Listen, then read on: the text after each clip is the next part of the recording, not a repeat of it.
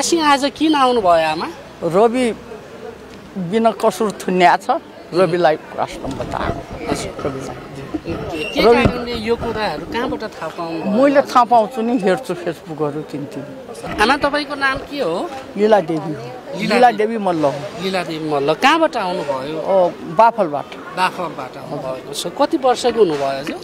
अब 90 मा लाग्छु म। 90 वर्षको लगभग लाग्नु भयो। 90 वर्ष भन्दाखेरि भयो। खासी आज किन आउनु भयो आमा?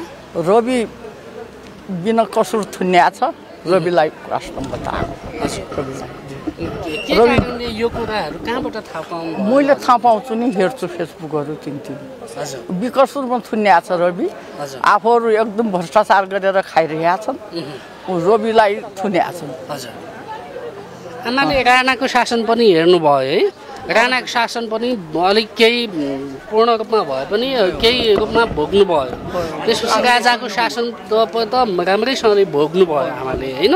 सँगसँगै अहिले प्रजातन्त्र गणतन्त्र पनि भोग्नु भएको छ होइन? खासमा कुन चाहिँ शासन बेस जस्तो लाग्छ? केले गर्दाखेरि चाहिँ यो अहिले यस्तो भएको? सरकारको पनि ठिकै थियो। हजुर, यिनले सरकारका भन्दा यिनले बढी गरेका छन् जेवानी। अनि अब रवि पनि विकसुरमा थुन्या छ, त्यही भएर। हजुर, विकसुरमा थुन्या छन् है? रविलाई हजुरले कसरी चिन्नुहुन्छ? मैले चिन्छु नि त रविलाई। मैले त पुरा मैले फेसबुकबाट हेर्छु। हजुर हजुर, कस्तो हुन् रवि?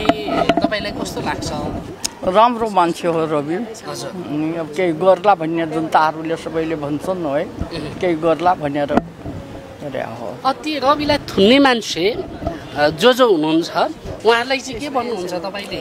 के भन्ने, तिनै भ्रष्टाचार गर्छन्, तिनीले थुन्या छन् त। हजुर, के भन्नु, मैले त्यही हो। बा म अरू जान्दिनँ कुराकानी गर्न, बिर्सिहाल्छु बुढाबुढी भइके। हजुर, हस्, धन्यवाद आमा। हस्, थ्याङ्क यू। हस्।